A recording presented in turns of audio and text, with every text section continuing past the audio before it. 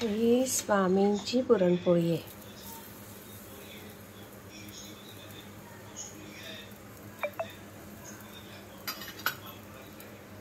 स्वामींना आवडतंच गोड.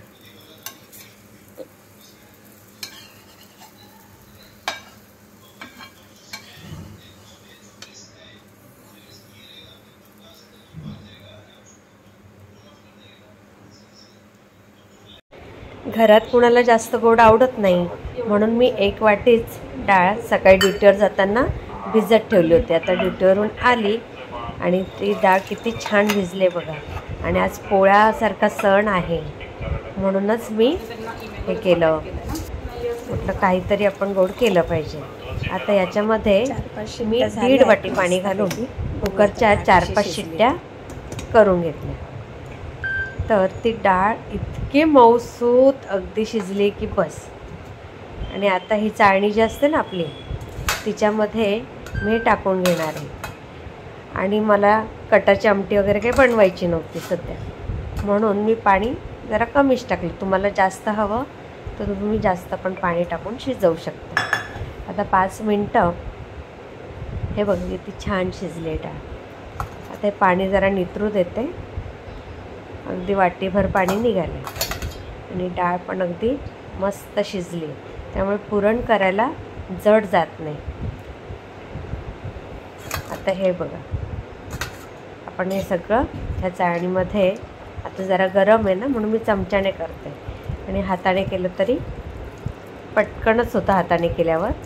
आता गरम आहे तोपर्यंत मी असं याच्यानेच करते डाव घेऊन. हे बघा, ह्या चाळणीला किती छान पद्धतीने लागलं आहे पुरण. आता मी हे हळूहळू असं सगळं काढून घेते. किती मस्त वाटतंय नाही. हे सगळं 1 वाटीची डाळ आपली असं मस्त भिजवून शिजवून आणि वाटून तयार आहे. आता त्याच्यात मी ही गुळाची पावडर 2 वाट्या घालणार आहे. तुम्हाला जास्त गोड आवडत नसेल तर 1 वाटी टाकली तरी चालेल. आता हे गॅसवर मिश्रण मी एकजीव करणार आहे. सगळं आपल्याला हे मिक्स करून घ्यायचं आहे. यात आपण थोडंसं मध्ये तूप घालून परतवून घ्यायचं, कारण पुरणामध्ये असं छान ते तूप गेलं ना की पुरणपोळी खूप छान लागते. इकडे मी हे जायफळ किसून घेते आणि आपल्याला वेलची पावडर पण घालायची आहे यात, ते सगळ्यात शेवटी. मी पाववाटी मैदा घेतला आहे आणि अगदी अर्धा चमचा मीठ घेतलं आहे. आणि आता 1 वाटी मी गव्हाचं पीठ घेणार आहे, म्हणजे हे प्रमाण अगदी परफेक्ट होतं पुरणपोळीसाठी. आणि हे सगळं मिक्स करून मग आपल्याला चांगलं तूप किंवा तेल टाकून चांगलं मळायचं आहे. हे बघा असं साधं मळून झालं आहे. याच्यात आता मी थोडं तूप घातलं आहे आणि पाणी घातलं आहे, आणि मी आता हे चांगलं एकजीव करणार आहे.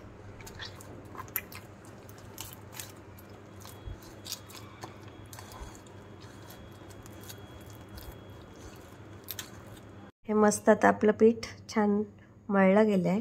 आता हा कपडा मी असं ओला करून त्याच्यावर ठेवते, म्हणजे 10-15 मिनटात छान असं मऊसूत पीठ तयार होईल.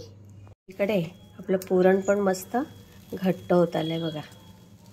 अजून 5-1 मिनटं झाले की आपण गॅस बंद करू आणि फॅनखाली हे पुरण थंड व्हायला ठेवू. किती छान घट्ट असं मस्त पुरण तयार झालेलं आहे. आता आपण जरा फॅनखाली ठेवू याला, आणि ही जायफळ पावडर आणि वेलची पावडर आपण हे नंतर मिक्स करून घेऊ शकतो. आणि इकडे आपलं हे पीठ अजून होईल थोड्या वेळात. थोडंसं याच्यावर मी अजून थोडं पाणी शिंपडते, कारण थोडं मी पाणी लावून अजून पुन्हा मळणार आहेच. मी आता हा एक रुमाल जो आहे तो पोळपाटाला असा मस्त बांधून घेणार आहे. अशा गाठी बांधायच्या. हे बघा, मी अशा गाठी मारल्या आणि आता हे आपलं पोळपाट तयार आहे. याच्यावर आता पीठ टाकून आपण कितीही पोळ्या करा चिटकणार नाही. सरसर लाटल्या जातात.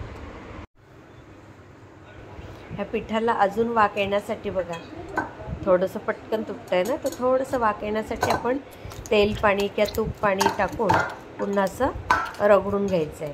म्हणजे अगदी मऊसूत असं पीठ तयार होतं आणि आपली पोळी पण पाहिजे तेवढी मोठी, पातळ, जाड कशी हवी तशी आपण लाटून घेऊ शकतो. आता छान झालं आहे. आता ही मोदकाची आपण पारी कशी बनवतो तशीच पारी बनवायची आणि त्यात हे पुरण जे आहे ते आता घट्ट झालेलं आहे छान, तर ते त्याच्यामध्ये आपण मस्त जेवढं पाहिजे तेवढं असं आपण भरू शकतो.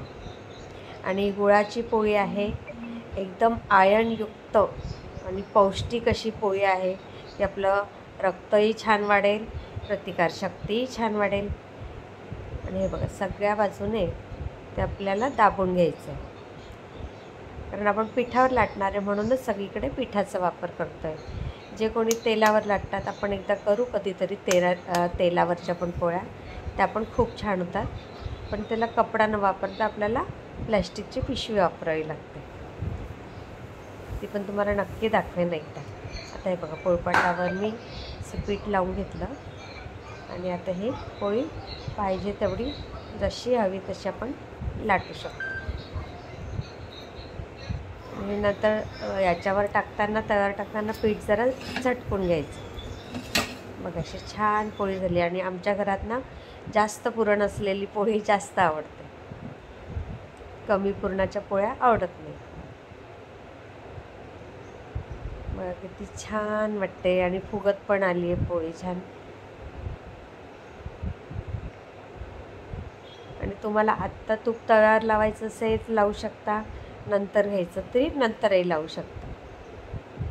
गूळ असल्यामुळे पोळीचा रंग थोडासा असं ब्राउनिश येतोय, चॉकलेटी असं.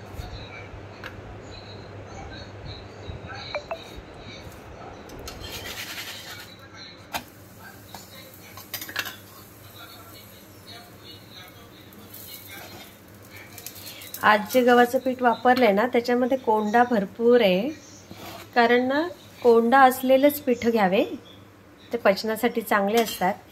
आणि शक्यतो आम्ही गहू कमी वापरतो.